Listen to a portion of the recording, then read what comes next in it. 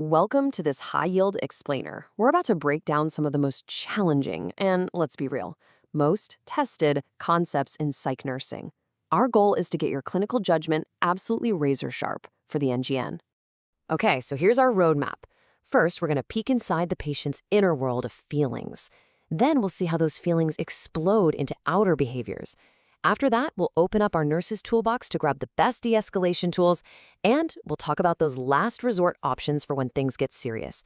And finally, we'll pull it all together at a critical clinical decision point. Let's do this. All right, section 1, the inner world. Before we can even think about what to do, we have to understand where it's all coming from.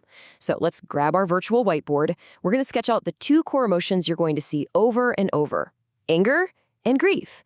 Because honestly, what's happening inside a patient is the single best clue for what you'll have to manage on the outside. So picture this.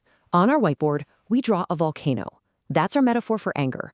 All that pressure, that magma just boiling under the surface. It's a powerful internal state. Then on the other side, we draw the ocean. That's grief. It's not a steady thing. It comes in these huge, unpredictable waves. Both are happening deep inside, but man, do they show up differently. And here's the absolute crucial point. Anger itself, it's a totally normal survival feeling. It's the magma, remember? It's the feeling, not the action. It doesn't always have to erupt, and our whole job is to help our patients find a safe way to vent that pressure. Now, I want you to look really closely at the note at the bottom of this slide, because this is a classic NCLEX trap. Seriously, they love to see if you think the Kubler-Ross stages are some neat little ladder you climb. They are not. A patient can be feeling acceptance on a Monday and be right back in anger on Tuesday. It's not a checklist, it's more like a messy, swirling cycle. Okay, on to section 2. So we've seen all that pressure building up inside, right? Now we're going to look at what happens when that inner world finally erupts into the outer world. This is where that feeling of anger turns into the behavior of aggression, and a tough situation can quickly become a full-blown crisis. And this slide, right here, this is the key difference the NCLEX is absolutely going to test you on. Anger is the internal feeling. Aggression is the external, harmful action. So shouting, "I'm angry," that's anger. Throwing a chair because you're angry, that's aggression.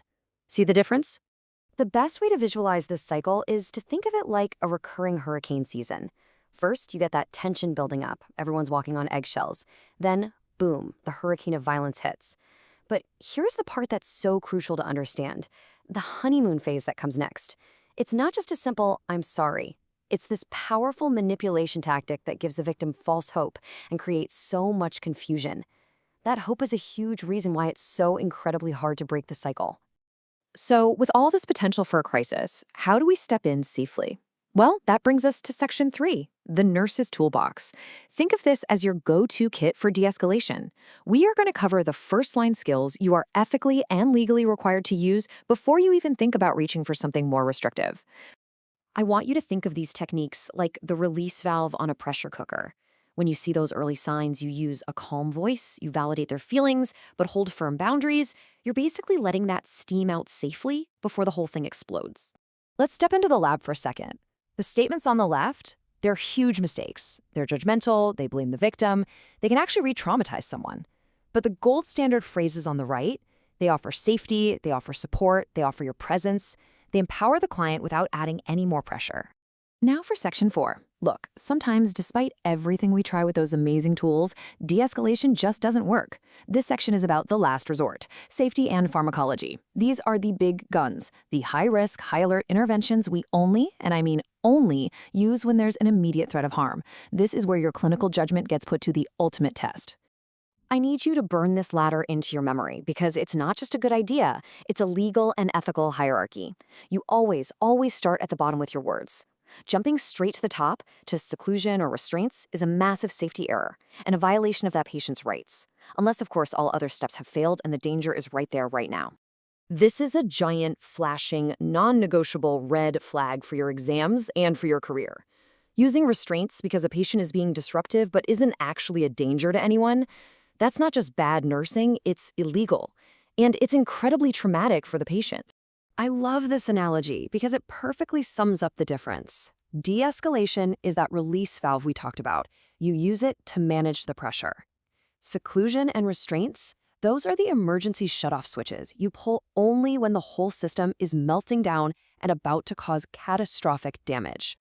Okay, so if you have to use medication, you need the right tool for the job.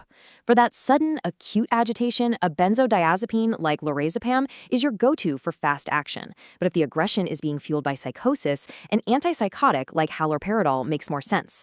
Now look at those red flags. Relying on these meds too much is dangerous. Using them as a chemical babysitter instead of getting to the root cause is a major, major safety risk.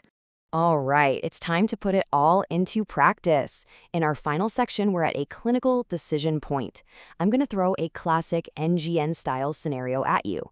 Your job is to tell me the priority action. Let's see how you do. So you see this happening on the unit. The client's pacing, they're swearing, they're clearly getting more and more agitated. Think back to that ladder. This question is a pure test of the least restrictive environment rule. So what do you do first? Let's break it down. Giving a med or putting them in seclusion right away, those are really restrictive options. Yeah, the patient is verbally aggressive, but they aren't a physical threat yet. So those actions are premature, and you could argue illegal. The correct priority action is always to start with the least restrictive tool you have, your words. So, if you take only one thing away from this whole explainer, let it be this rule. When you see a crisis question on the exam, your very first thought should be, what is the safest, most therapeutic, and least invasive thing I can do for this person right now? And you know, that really is the ultimate question we face, isn't it? The answer is by following that hierarchy of intervention every single time. It's not just how you'll pass your exam, it's the very foundation of safe, ethical, and truly compassionate nursing.